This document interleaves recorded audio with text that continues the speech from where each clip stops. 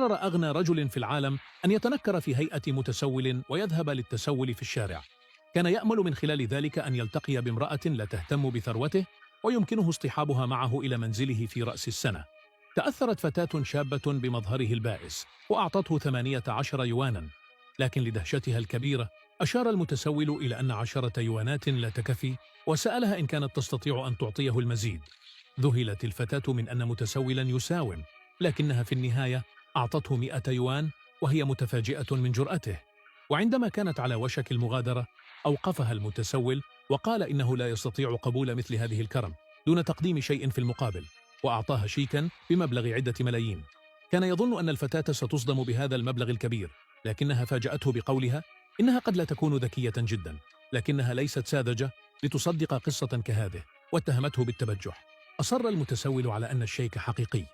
وفي تلك اللحظة رن هاتف الفتاة. كانت والدتها تخبرها أن أختها ستحضر حبيبها للاحتفال، وطلبت منها أن تفعل الشيء نفسه، ثم أغلقت الخط دون أن تترك لها مجالا للرد. وقعت الفتاة التي لم يسبق لها أن ارتبطت في الحرج. وبينما كانت تفكر في حل، وقعت عيناها على المتسول وخطرت لها فكرة لامعة. عرضت عليه أن يتظاهر بأنه حبيبها. تفاجأ المتسول أولا من هذا الطلب، لكن فكرة لعب دور الحبيب المزيف في موسم الأعياد بدت ممتعة ومثيرة له، فوافق دون تردد. أخذته الفتاة إلى فندق وساعدته في تغيير مظهره بالكامل، وبعد تحول شامل بدا المتسول السابق أنيقا جدا. انبهرت الفتاة من شكله الجديد وسحرت به. نظر إليها الحبيب المزيف بابتسامة ماكرة مستمتعا بتأثيره عليها، لكن الفتاة ذكرته أن علاقتهما مزيفة ويجب ألا يتجاوزا الحدود. وعندما خرجت لشراء هدية لوالدتها، قرر هو من تلقاء نفسه تجهيز هدية بملايين اليوانات ليقدمها لحماته المستقبلية.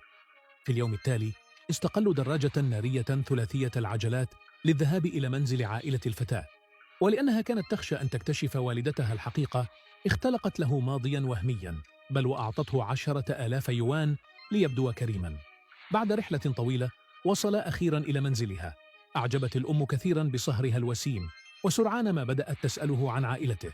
أجاب الحبيب المزيف وفقا لما لقنته الفتاة، قائلا إن والده يدير مصنعا بمفرده في المنزل، وأن والدته تقضي وقتها في التسوق ولعب الماهجونغ. أسعد هذا الرد الأم كثيرا، وأعرب باقي أفراد الأسرة أيضا عن إعجابهم به. ولكن الأخ بالتبني للفتاة الذي كان يحبها سرا تدخل وقال إن الأم وعدته بالزواج منها، وادعى أن الفتاة جاءت مع هذا الحبيب المزيف في دراجة ثلاثية، لذا لابد أنه حبيب مستأجر لخداع الأم. وأكد أن الفتاة كانت دائما تقول إنها لن تتزوج سوى رئيس تنفيذي، مما جعل ظهور هذا الحبيب فجأة أمرا مشبوها.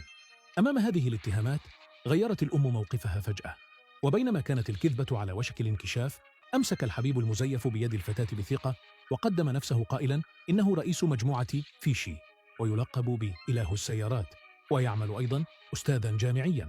قوبلت تصريحاته بسخرية من الأخ بالتبني الذي اتهمه باختلاق الأكاذيب، وقال إن مظهره لا يناسب أستاذا ولا رجلا ذا نفوذ، ومن غير المعقول أن إله السيارات يأتي إلى العيد في دراجة ثلاثية.